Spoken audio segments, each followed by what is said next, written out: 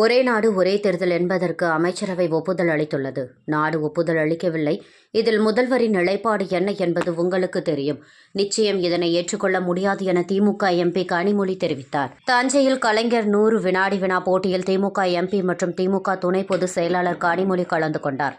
பின்னர் செய்தியாளர்களுக்கு பேட்டியளித்த அவர், தூத்துக்குடி துப்பாக்கிச்சூடு சம்பவத்தில் குற்றம் சாட்டப்பட்ட நபருக்கு உயர் பதவி அளித்து உள்ளதாக செய்தியாளர் கேள்விக்கு பதிலளித்த கனிமொழி, என்ன என்று விசாரித்து அப்படி ஒரு தவறு நடந்திருந்தால் அதற்கு சரியான தீர்வு காண்போம். ஒரே நாடு ஒரே தேர்தல் என்பதற்கு அமைச்சரவைதான் ஒப்புதல் அளித்துள்ளது. நாடு ஒப்புதல் அளிக்கவில்லை. இதில் முதல்வரின் நிலைப்பாடு என்ன என்பது உங்களுக்கு தெரியும். நிச்சயம் இதனை ஏற்றுக்கொள்ள முடியாது. அனைத்தையும் ஒரே நாட்டிற்குள் கொண்டு வர வேண்டும் என நினைத்தால் மாநில உரிமைகள் கொஞ்சம் கொஞ்சமாக பறிக்க வேண்டும் என்ற எண்ணத்தோடு செயல்பட்டு கொண்டிருக்கிறார்கள். ஆட்சி பொறுப்பில் தேர்ந்தெடுக்கப்பட்ட 5 வருடம் முடியாத அரசின் நிலை என்ன, ஒரே தேர்தலால் மக்களுக்கு வரும் பயன் என்ன என எதுவுமே இல்லாமல் அவர்களுக்கு எது லாபம் தரக்கூடியதோ அதை செய்கிறார்கள். அவர்களுடைய கருத்துக்களை தொடர்ந்து மக்கள் மீது திணிக்க வேண்டும் என்றுதான் எண்ணுகிறார்கள். ஜனநாயகத்திற்கும் மாநிலங்களுக்கு இடையே உரிமைகளுக்கும் எதிராக இருக்கக்கூடிய எதையும் ஏற்றுக்கொள்ள முடியாது என உறுதிபட தெரிவித்தார். பின்பு குடும்ப ஆட்சிதான் திமுகவில் இருந்து வருகிறது, உதயநிதி அடுத்து இன்பநிதி என பிற கட்சிகள் தெரிவித்து வருகிறார்கள் என கேட்ட கேள்விக்கு அங்கிருந்து பதில் சொல்லாமல் நழுவி சென்றார். துப்பாக்கி சூடு குற்றம் சாட்டப்பட்டவர்களுக்கு பதவி உயர்வு வழங்கியிருக்காங்க மேடம். இதுல தூத்துக்குடி மாவட்ட ஆட்சியரும் விளக்கம் தந்திருக்காரு. அந்த சம்பவத்துல இல்ல அப்படின்ற மாதிரி விளக்கம் தந்திருக்காங்க. அதை பத்தி இல்லைங்க, என்னன்னு விசாரிச்சுட்டு அப்படி ஒரு தவறு நடந்திருந்தால் நிச்சயமாக அதற்கு சரியான ஒரு தீர்வை காண்போம்.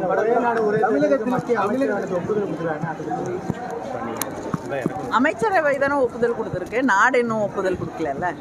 2019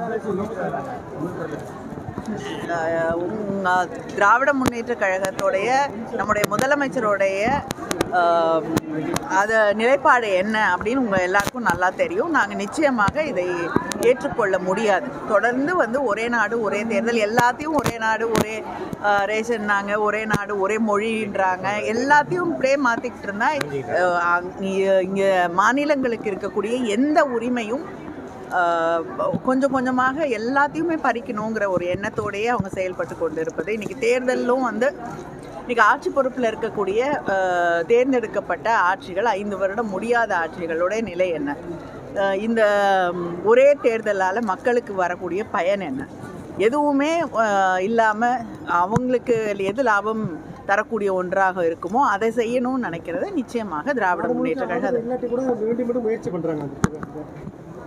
இல்லைங்க, அவங்க நிறைய விஷயங்களை அவங்களுடைய கருத்துக்களை இந்த நாட்டின் மீது திணிக்க வேண்டும் அப்படிங்கிற ஒரு எண்ணத்தோடு தான் இருக்கிறார்கள். ஆனால் தொடர்ந்து நம்முடைய முதலமைச்சர் அவர்களும் திராவிட முன்னேற்ற கழகமும் அதை எதிர்த்து கொண்டு தான் இருக்கிறது. ஆனால் நிச்சயமாக தொடர்ந்து இந்த நாட்டுடைய ஜனநாயகத்திற்கும் முக்கியமாக மாநில உரிமைகளுக்கும் எதிராக இருக்கக்கூடிய எதையும் ஏற்றுக்கொள்ள மாட்டோம். நன்றி.